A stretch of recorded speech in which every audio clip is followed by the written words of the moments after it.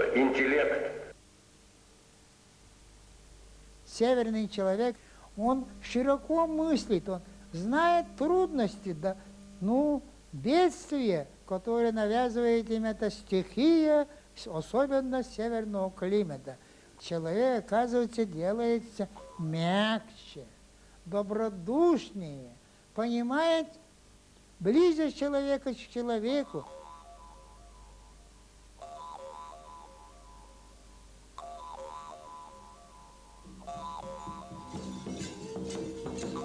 В Якутии много детей. Раньше единственным акушером и лекарем здесь был шаман.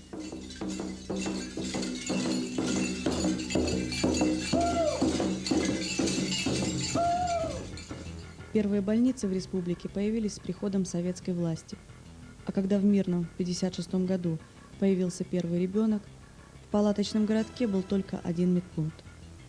Теперь для жителей всей Якутии открыт крупнейший в России медицинский центр.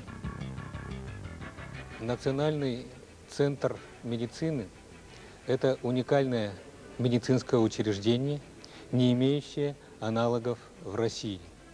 Центр такого уровня – жизненная необходимость, и руководство республики изыскало огромные средства на его строительство и оснащение.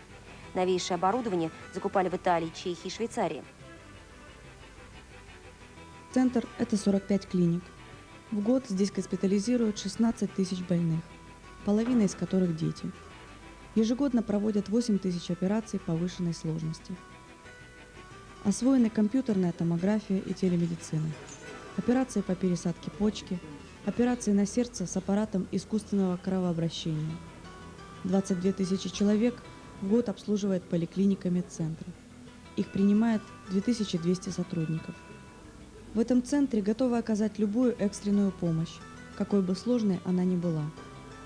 Сюда приезжают повышать квалификацию врачи со всей страны и поработать на уникальном оборудовании, которого нет даже в Москве и Санкт-Петербурге. Здесь выхаживают самых сложных новорожденных, даже тех, которые раньше погибали.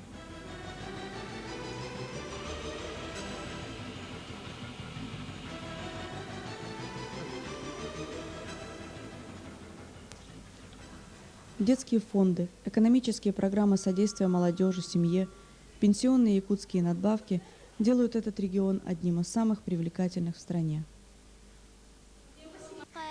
Сегодня юные дарования спешат на урок фортепиано к профессору Токийской и Парижской консерватории, который в течение месяца дает в школе мастер-классы. Детей отбирают на конкурсной основе в самых отдаленных уголках Якутии. Они получают здесь не только среднее, но и высшее образование. Это будущее музыкального искусства Якутии.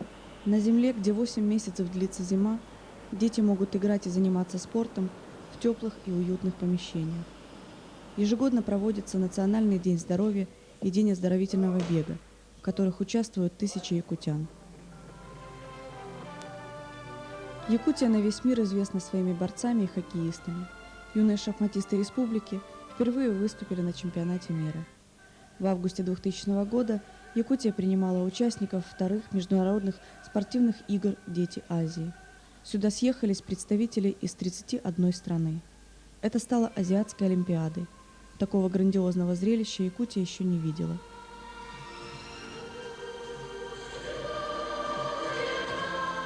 В республике не забывают о тех, кто его обеспечил. Размеры пенсии здесь почти вдвое больше, чем в среднем по России. Якутия – это надежная старость для пенсионеров, и это цветущее будущее, и это хорошее настоящее. Здесь празднуют День матери и День отца. Установлена высокая государственная награда «Бриллиантовый орден матери-героини».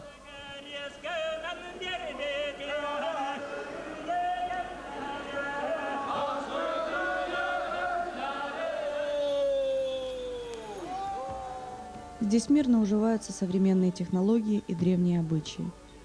Многолетний опыт освоения этих земель убедил людей в том, что освоить материальные богатства невозможно без освоения богатств духовных.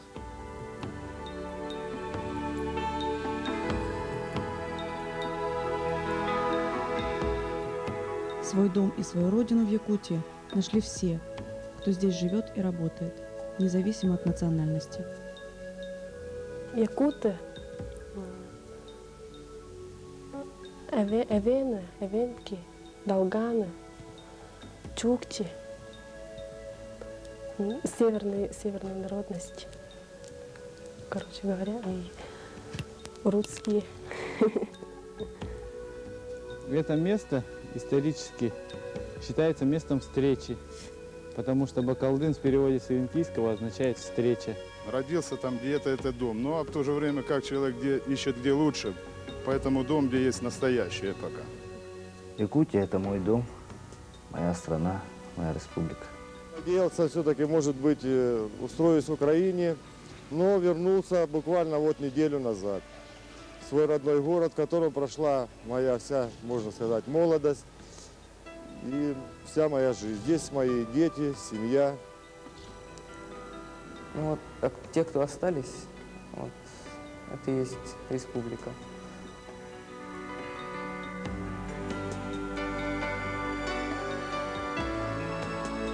Один человек это ничего, двое еще могут как-то выдержать. Один народ это ничего, двое, трое народ, если сообща, они могут преодолеть планетарные трудности. 9 северных стран мира объединились в одно большое сообщество – Северный форум, чтобы свободно общаться, строить и охранять природу. Первостепенной задачей форума сегодня является создание надежного северного пути – воздушного и морского. В 1997 году президент Якутии Николаев избран главой этой организации. Сегодня Якутия имеет связи более чем с 40 странами мира. Обычными стали здесь дни японской, французской, индийской культуры. Дни Якутии проходят в Париже, Токио. О Якутии с уважением и симпатией говорят во многих уголках мира. Мы планово, разносторонне выходим в мир, именно в плане знакомства с людьми, в плане подготовки кадров и в плане участия в международных организациях.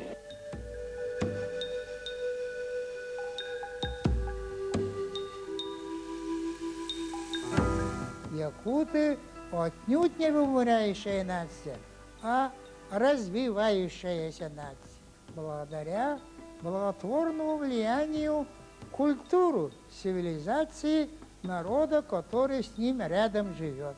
Русский народ – это северный народ, человек с севера. С 2000 года начинается новый этап отношений республик и центра. Федеральная власть стала сильнее. Началось объединение и сближение российских земель. Конституции республик приводятся в соответствии с основным законом Федерации. Сегодня ваши первые шаги в усилении власти, обустройстве нашего государства народ воспринимает хорошо, ожидает больших перемен.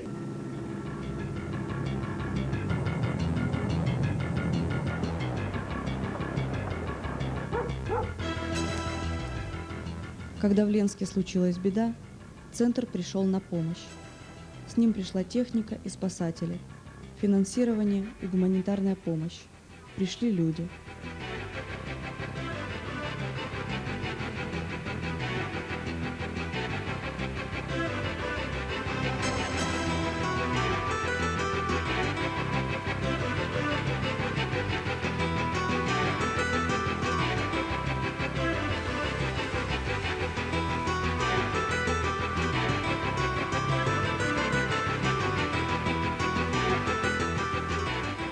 Прошел проверку на прочность и якутский путь. Якутская модель отношений с центром. 3 миллиарда рублей из 5, потраченных на ликвидацию последствий наводнения, выделила Алроса.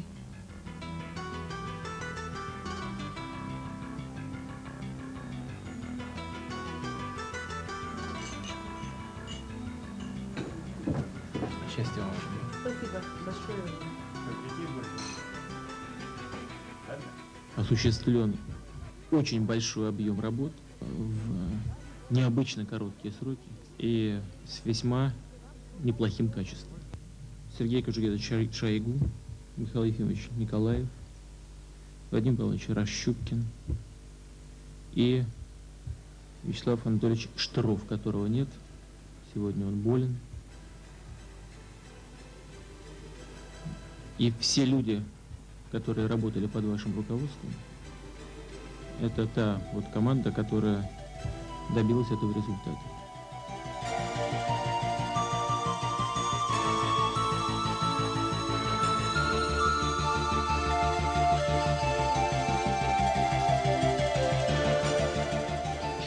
Якутия очень богатый край, очень перспективный. Здесь и прежде всего богат людьми талантливыми. Мы видим, кстати сказать, и по примеру Ульяновска, значительная часть жилья была восстановлена местными строителями, по местным технологиям. Но кроме этого есть еще и природные богатства, и алмазы, и мы сегодня говорили, и нефть, и уголь, и газ. Поэтому этот край очень перспективный. И абсолютно уверен, не сомневаюсь ни секунды в том, что у него очень хорошее будущее. Спасибо.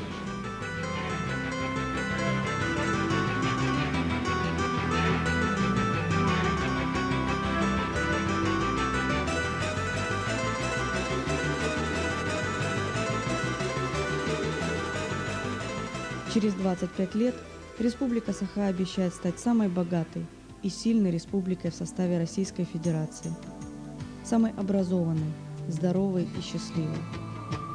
Якутия нашла свой путь, и, несомненно, он должен быть продолжен.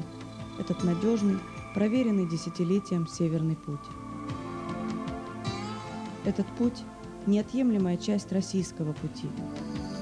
Он, как река, вливается в полноводную реку России.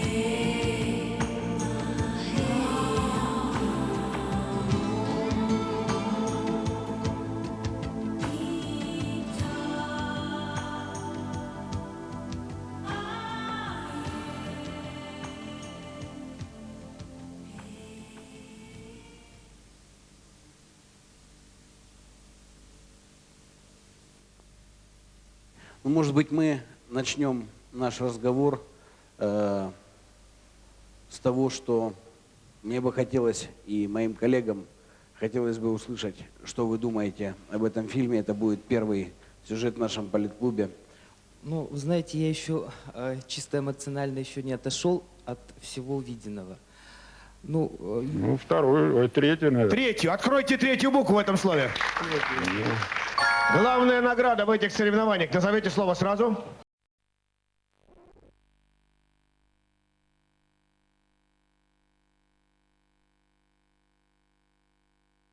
Про мелочи. Да, понятно, что страна наша переживает, вся Российская Федерация переживает очень тяжелый период. 10 лет прошло, всего лишь 10 лет после революции. И, конечно, есть все. Есть и нищета, есть и бедность, есть другие проблемы.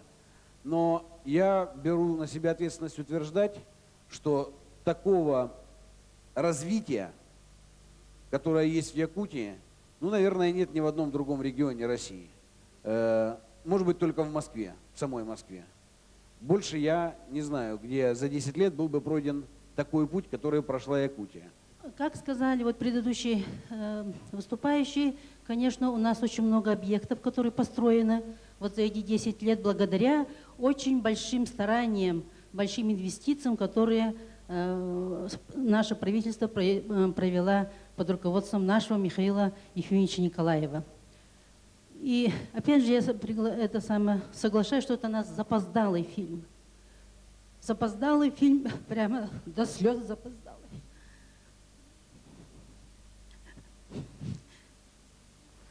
Поэтому, конечно, у нас много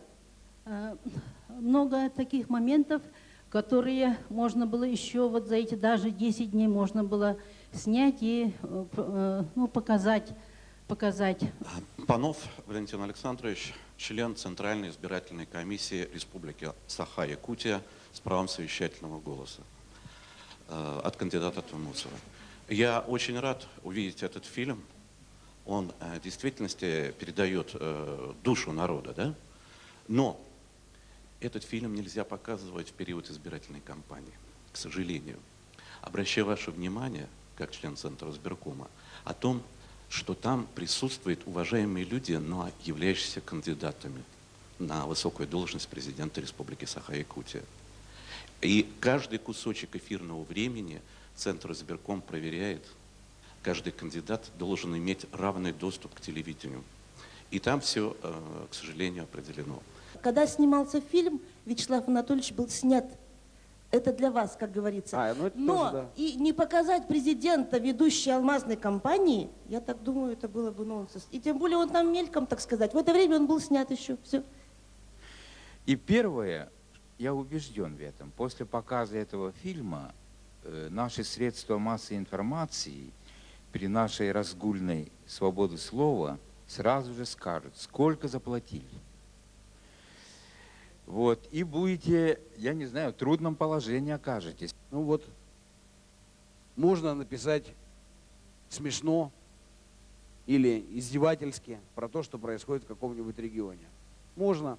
И это с удовольствием напечатают или покажут. Вот. А написать и рассказать о том, что в этом регионе хорошо и что-то удается, это сразу будет рассмотрено как заказ. А чего? Москвичам же интересно читать про то, как там плохо, и как там люди замерзают, или еще что-то с ними происходит. А читать про то, что у вас хорошо, москвичам не интересно. Понимаете разницу? Поэтому, когда говоришь про вас хорошо, то значит сразу работаешь на заказ. А когда говоришь про вас плохо, это ты на рынке находишься. Потому что рынок потребляет всякие скандальные, грязные и другие вещи. Вот. Поэтому есть такой аспект. Большое спасибо вам за фильм от простого потребителя средств массовой информации.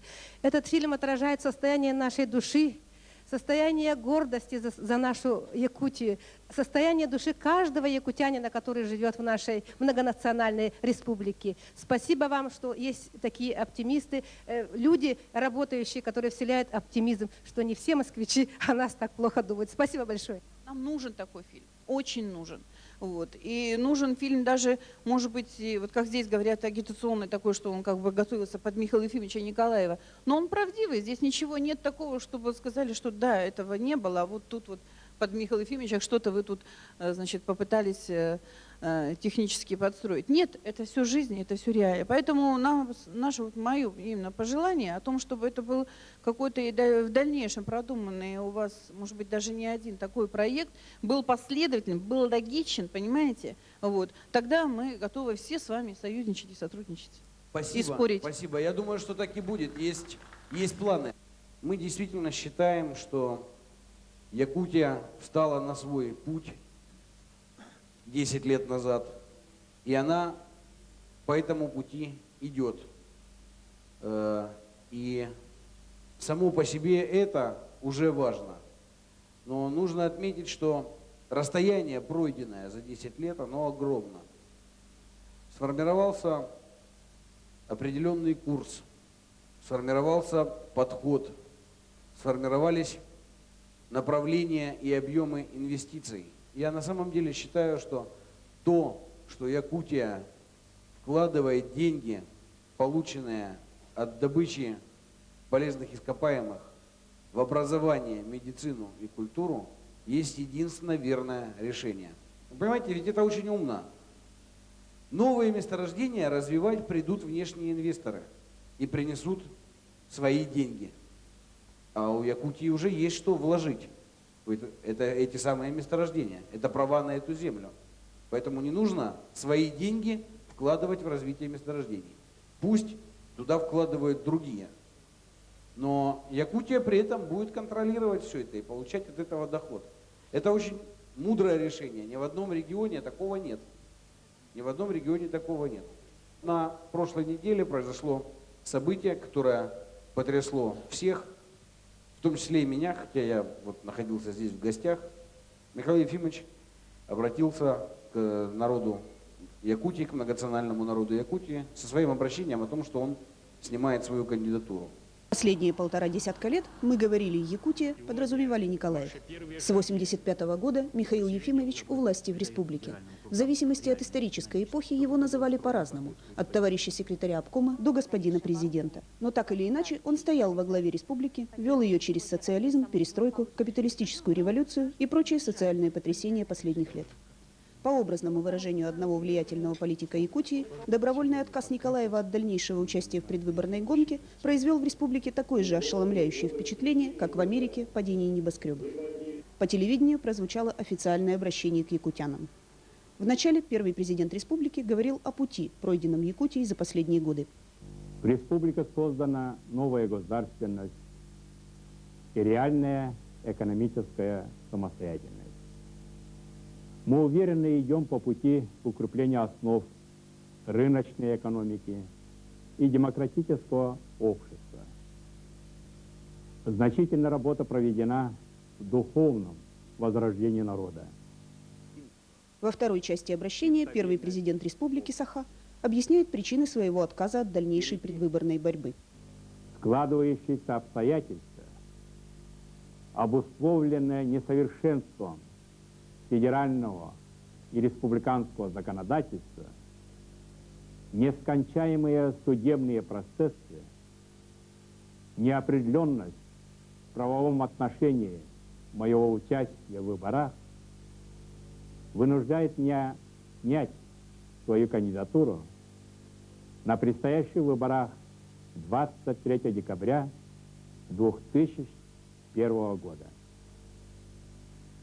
Я на этот шаг иду после долгих раздумий, руководствуясь нашими общими интересами, ради мира и согласия и дальнейшего поступательного движения республики. А в конце своего выступления Михаил Ефимович, совсем как 2 года назад Борис Николаевич, назвал человека, которого хотел бы видеть продолжателем своего дела. Я сегодня в качестве своего преемника на должность президента республики предлагаю Вячеслава Анатольевича Штырова. Вячеслав Анатольевич – коренной якутянин. Он являлся вице-президентом первого президента республики. Он внес существенный вклад в укрепление нашей государственности и экономической самостоятельности республики. Пользуется уважением среди населения. Кандидатуру Вячеслава Анатольевича Штырова на высшую государственную должность республики поддержал и президент России Владимир Владимирович Путин. Это официоз. Он наводит на размышления, закончилась эпоха Николаева или еще не совсем. По существу же возникают следующие вопросы. Во-первых, было решение отказаться от дальнейшей предвыборной борьбы импровизацией со стороны Николаева или частью тщательно разработанного сценария? Во-вторых, сделал ли Николаев этот шаг по своей воле? Кто или что вынудило его к этому? В-третьих, напрашивается сравнение поступка Николаева с действиями Бориса Ельцина в 1999-м. Тогдашний президент России тоже неожиданно объявил о своем уходе и назвал преемника. Можно ли сравнивать обстоятельства ухода Ельцина и Николаева? В-четвертых, как повлияет уход фаворита гонки с предвыборной дистанции на ход избирательной кампании в Якутии? Что будут делать остальные кандидаты и избиратели? В-пятых, какие последствия отказ Николаева от дальнейшей борьбы за пост главы республики будет иметь для всей политической ситуации в Якутии? Если эпоха Михаила Ефимовича закончилась, то это означает, что должна произойти реорганизация всего политического пространства Якутии. Эта материя чрезвычайно сложная, и, конечно же, связана она будет с решением, которое примут избиратели 23 декабря на голосование. Несомненно, что Николаев был фаворитом избирательной гонки. Ну вот по разным оценкам, даже самым критичным, да, его рейтинг по самым критичным оценкам никогда не опускался ниже 35% тех, кто собирался идти голосовать. Вот. А оптимистичные оценки, они доходили до 50%. Будем считать, что это 50% голосующего электората. Какие есть варианты у избирателей? Ну, на мой взгляд, вариантов несколько. В общем-то, 4. Вариант первый. И он такой самый, что ли, резкий и самый протестный. Не ходить на выборы. Вот. Любой гражданин имеет право ходить или не ходить на выборы, голосовать за какого-то кандидата или голосовать против всех. Никто не может его в этом ограничить. Вот те, кто не пойдут на выборы, тем самым продемонстрируют и выскажут свой протест, могут высказать свой протест против двух вещей. Первое, самый крайний, экстремистский такой вариант. Я не пойду на выборы, потому что меня не устраивает та страна и то государство, которое эти выборы проводит. Такая позиция возможна. Второй вариант. Я не пойду на выборы, потому что меня не устраивает, как шла эта избирательная кампания, как она была организована. И считаю ее неправильной. Вот две позиции, которые могут быть предъявлены общественному мнению теми людьми, которые не пойдут на выборы. Вариант второй. Можно пойти на выборы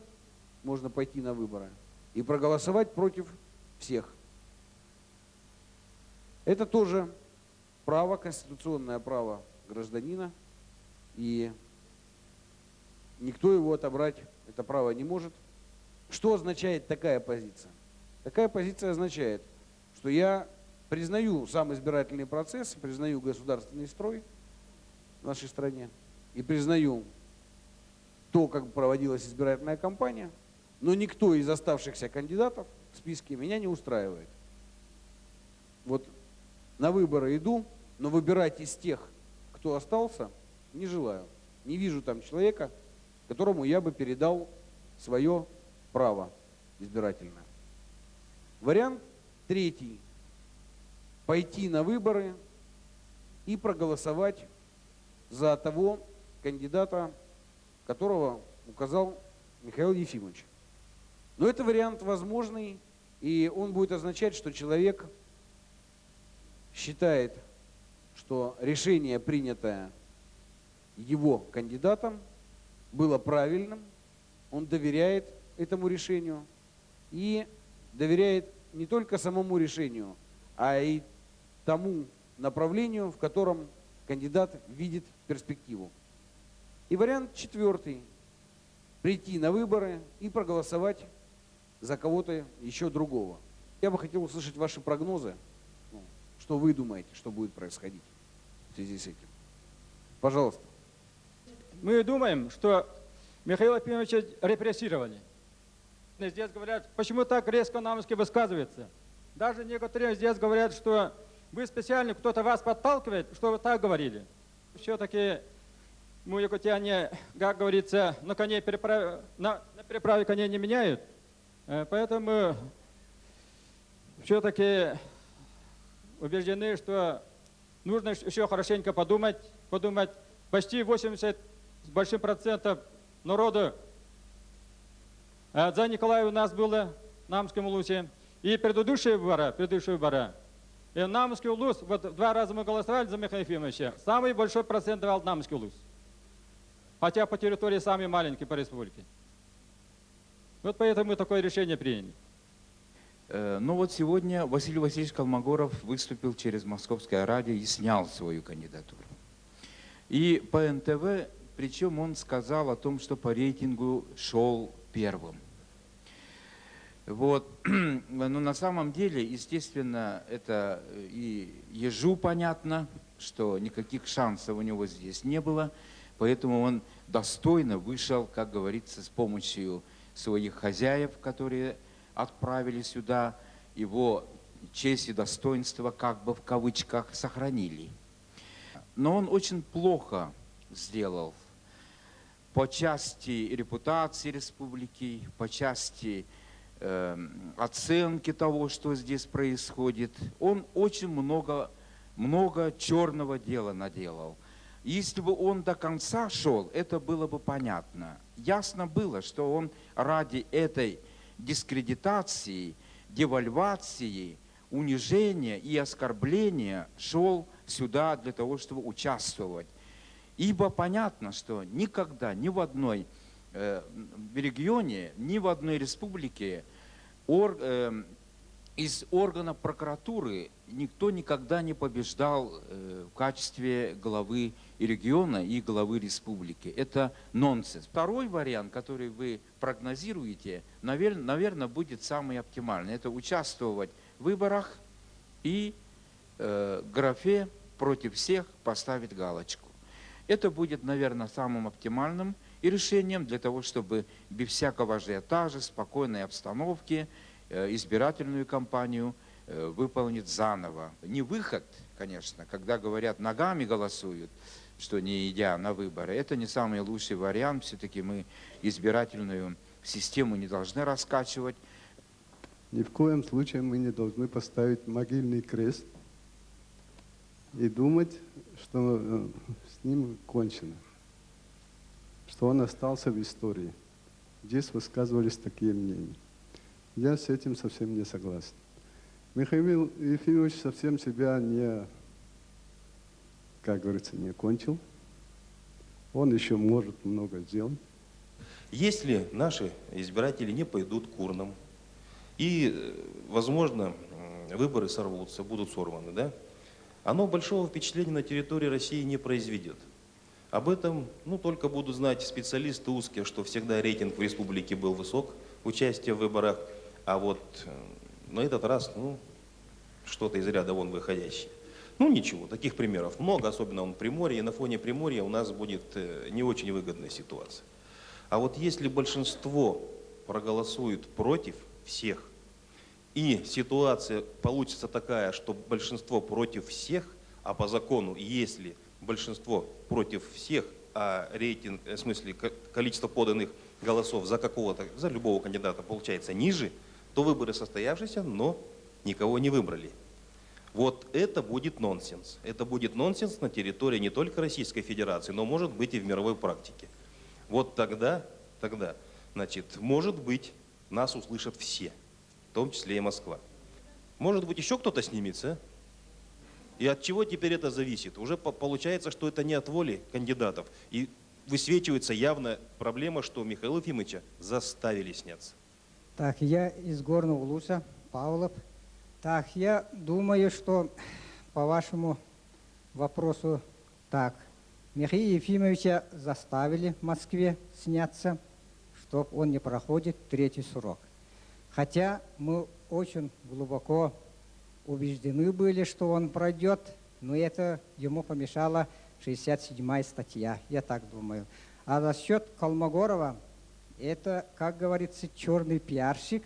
Конечно, его обжаловали, по-моему, и Генеральная прокуратура, он, как говорится, подвел Генеральную прокуратуру Российской Федерации, поэтому его сняли. А сегодня утром сказали, что Назаров тоже снялся. Значит, свои голоса он дает, по-моему, Штрову. Так, если мы уважаем Михаила Ефимовича, и вчера, и сегодня все об этом говорим, значит, мы должны голосовать его преемнику, значит, Вячеславу Анатольевичу Штрову. Я в политике уже 10 с лишним лет работаю, и думаю, раз власть, значит, они глубоко осмылились, то есть это все прогнозировали, значит, Вячеслав Анатольевич, думаю, даже в первом туре выиграет, если и все пойдут на выборы, конечно. Я считаю, все-таки наш народ пойдет на выборы, 50% все-таки будет, но сторонники Николаева очень многие будут голосовать против всех или вовсе не пойдут на выборы. Я так считаю. Если вдруг с Алросой что-то случится, если отберут у нас нашу долю, мы, Якутия, быстрее всех регионов окажемся в самом дне жизни. Вот это наше опасение нашего народа, многонационального народа. Конечно же, попытка устроить передел собственности Валроса и передел прав собственности республики на имущество и месторождения, за которые, собственно, республика и получает реальные деньги. Я уже говорил в своей программе, что в России еще никто никогда ничего не получил за обладание акциями. Может быть, лет через 10 начнут получать, когда это все, как говорится, устаканится, да, извините за это слово. Когда все наладится и будет понятно, как работают законы, тогда можно будет получать за акции. А пока всегда и везде получают за то, что имеют реальные рычаги управления производством и финансовыми потоками.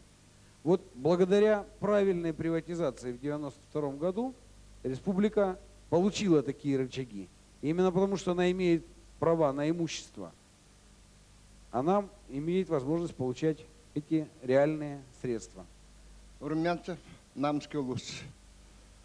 Так, Владимир Владимирович Путин, когда вступал на должность президента Российской Федерации, сказал, что будет Россия правовым государством. А на деле, вот наши выборы показали, что это были слова. Я однозначно говорю, что, значит, Михаила Николаевича Ефимова заставили снять. Так,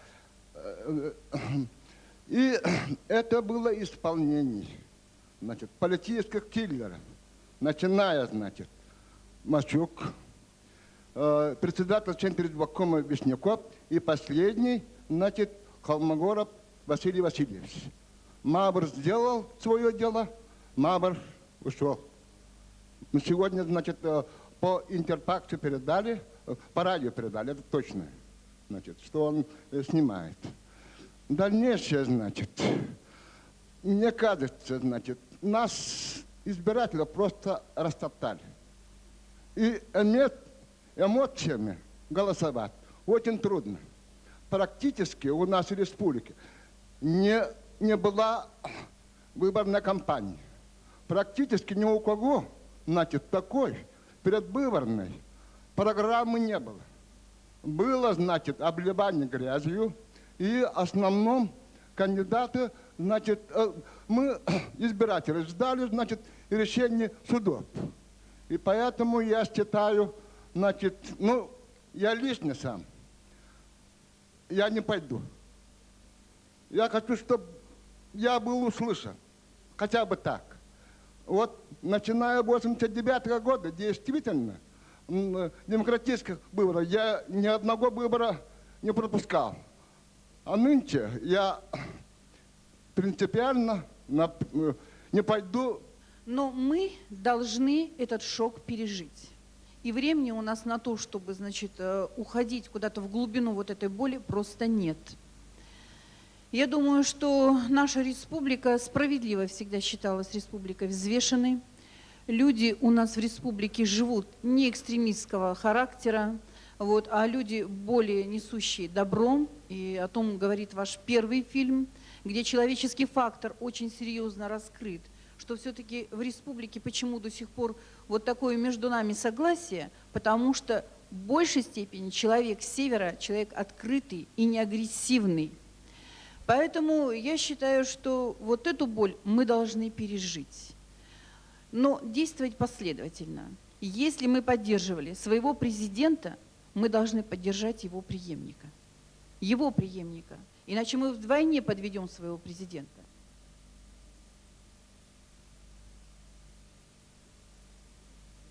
Цепь неслучайных событий, приведшая в итоге к отказу первого президента Якутии от участия в выборах, берет начало в конце 99-го. Именно тогда Москва впервые жестко потребовала от всех российских регионов привести свои законы в полное соответствие с федеральными. Парламент Якутии, Илтумен, начал работу над внесением изменений в Конституцию республики. События, которые, скажем, развиваются вот в течение последних 2 лет, вот тут было все построено именно под скандал, скажем так, или под создание неприемлемых ситуаций именно для Николаева, как президента. Спустя 2 года почти все статьи Якутской конституции уже не содержали никаких противоречий с федеральным законодательством. Без видимых колебаний Илтумен внес необходимые изменения в святая святых, статьи об экономическом суверенитете, о праве на природные богатства и многие другие. Только 2, на первый взгляд, малозначительные, 65-ю и 67-ю, депутаты почему-то никак не могли исправить. Именно эти статьи определяют статус президента Якутии и как долго он может находиться у власти. Очень много депутатов, которые сегодня являются кандидатами в президенты или кандидатами в вице-президенты республики. Вот. И я полагаю, что именно из этих своих личных соображений они блокировали принятие изменений именно по этим статьям. По сей день Якутская конституция запрещает гражданину быть президентом более 2 раз в течение жизни. Согласно Конституции Российской, на высокий пост можно избираться 2 раза подряд. Причем отсчет ведется с 1999 года. Вопреки прямому указанию федерального центра, эти изменения не внесли. Чтобы не допустить принятия поправок, использовались любые средства.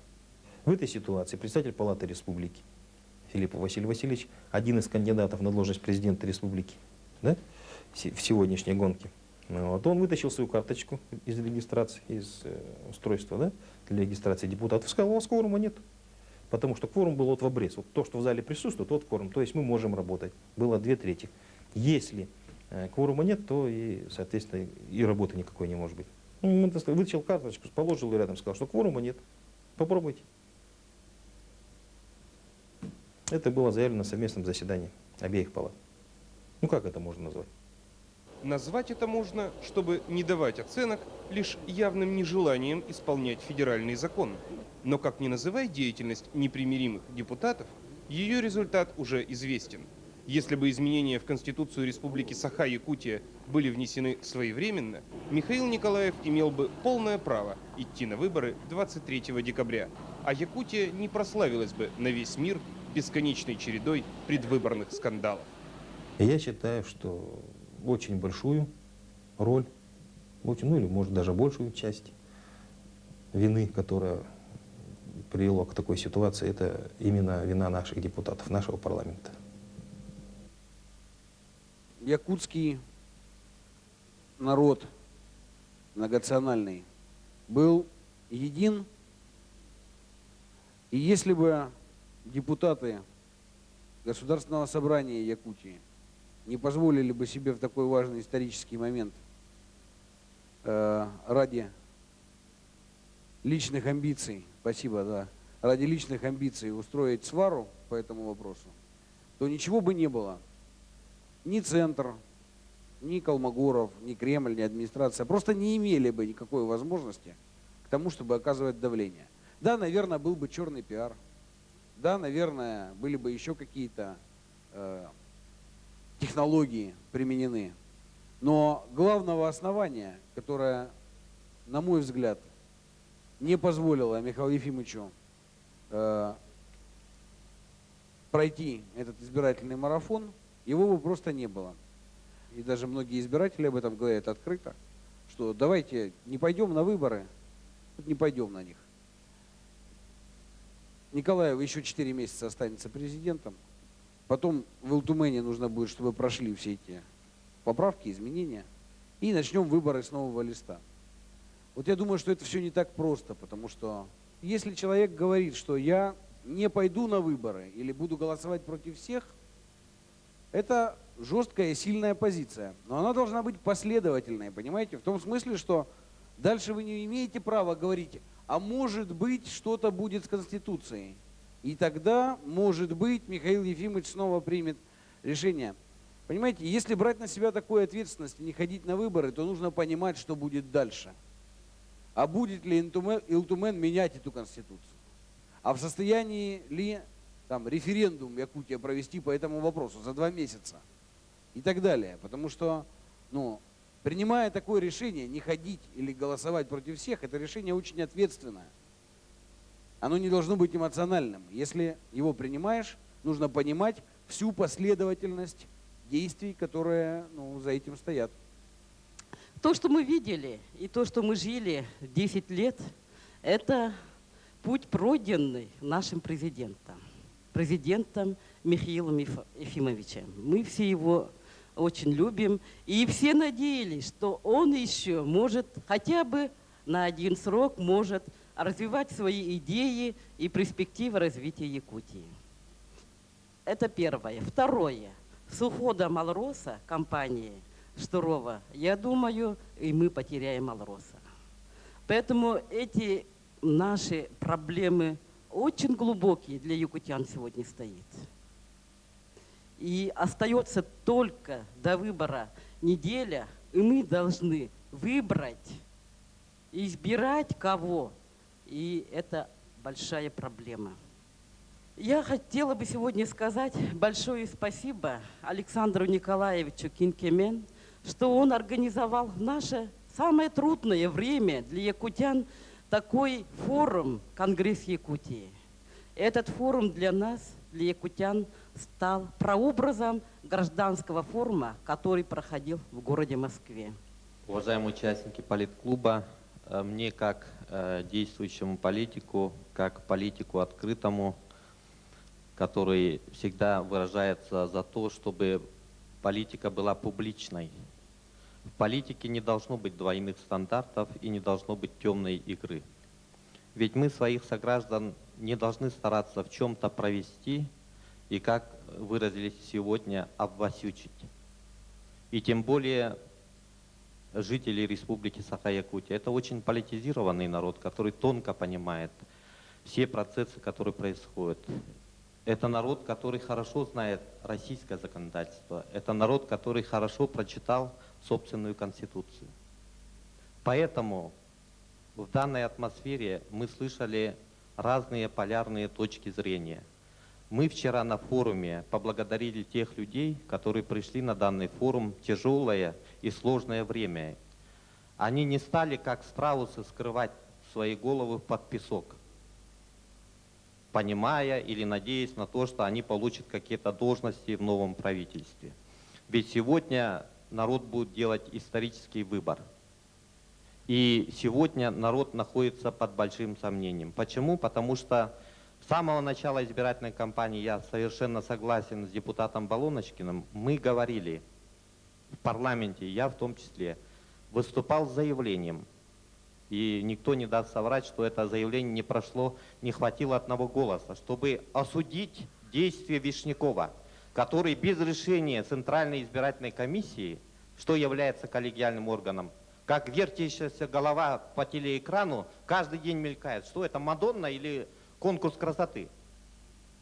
А это человек, облаченный властью. Пусть он скажет, за что и за сколько он все это делает. Вообще, я думаю, что объявить ему надо недоверие. Второе. Мы все знаем, что по статье 72 Конституции Российской Федерации формирование органов власти в субъектах Российской Федерации – это предмет совместного ведения. И здесь однозначно работает как региональное законодательство, так и федеральное. И при противоречии федерального законодательства с региональным действует федеральное законодательство. А почему об этом забывает Верховный суд? Почему Верховный суд все время трактует Конституцию республики превыше всего? Что это такое? А ведь Путин говорит диктатура закона. Где это мы видим-то, диктатуру закона? И почему Путин играет какую-то роль в этой выборной кампании? По какому праву? Мы ему такого права не давали. Мы его избрали президентом Российской Федерации для того, чтобы сильная Россия была. А сегодня неужели глава государства делает все для того, чтобы развалить Россию? Развалить Российскую Федерацию? И поэтому я думаю, что народ нельзя обмануть. И я думаю, что если есть среди кандидатов в президенты честные люди, то они должны все снять свои кандидатуры, чтобы эти выборы не состоялись. Чтобы потом мы действительно голосовали. Голосовал народ, а не Кремль. Голосовал народ, а не суд. И не голосовала прокуратура. Вот мое мнение. Я не хочу, чтобы был произвол. И совершенно правильно Харитонов сказал Аюку. Я боюсь за демократию в России. Если на нас делают такие эксперименты, и мы как стадо пойдем голосовать, тогда, когда больше всех сняли, может быть, последний день снимут Штырова, тогда мы что будем делать? Или, может быть, после того, как Штыров будет избран президентом, его снимут, ссылаясь на то, что президент Республики Саха-Якутия незаконно за него агитировал. Что мы будем делать тогда? Мы останемся без Штырова, без Николаева, без Колмогорова и без Алросы.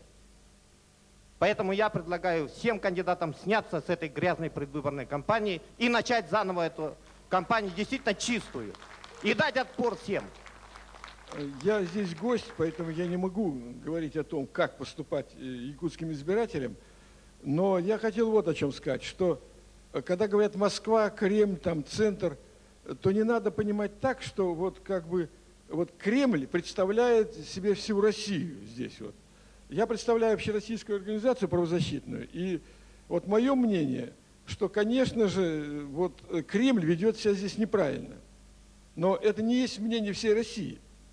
И я должен сказать, что мы готовы, вот мы расцениваем, конечно, ситуацию здесь как неправовую, которая сложилась перед выборами, и как-то пытались здесь влиять на ситуацию. Может быть, то, что Колмогоров снял себя, это может быть и наше какое-то участие уже есть в этом, потому что Колмогоров вел себя, и органы прокуратуры вели себя абсолютно неправым образом и дестабилизировали обстановку. И мы надеемся, что те люди, которые арестованы, будут освобождены в ближайшее время после снятия Колмогорова. А если выборы не состоятся, то совершенно реально влиять на высшие структуры в России, я имею в виду ЦИК, который вел себя тоже неправильно, Конституционный суд, который себя тоже вел себя неправильно, о том, чтобы они вели себя по закону, а если не будут вести себя по закону, то, я думаю, у Михаила Ефимовича будут реальные возможности баллотироваться в следующий раз. Я бы подписался под таким призывом, чтобы призывать всех сегодняшних кандидатов о снятии своей кандидатуры, потому что жизнь не закончится у нас выборами.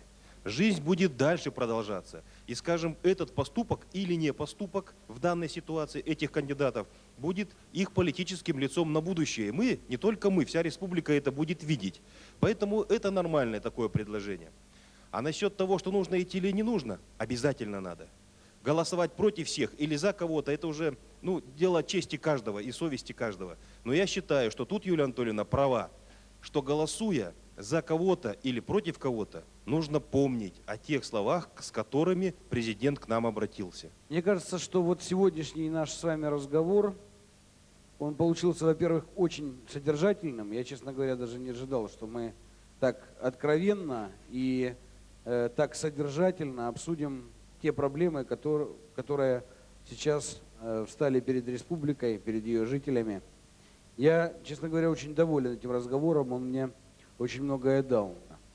Мне кажется, что нужно 23 числа сделать свой выбор, и Якутия должна, так как мы говорим в финале своего фильма, быть одной из рек, российских рек, которые вливаются в единый полноводный поток под названием Российская единая река. Вот к этому я вас призываю, и хочу, чтобы именно этими ценностями мы руководствовались, когда будем делать тот или иной выбор. Спасибо вам большое. Спасибо.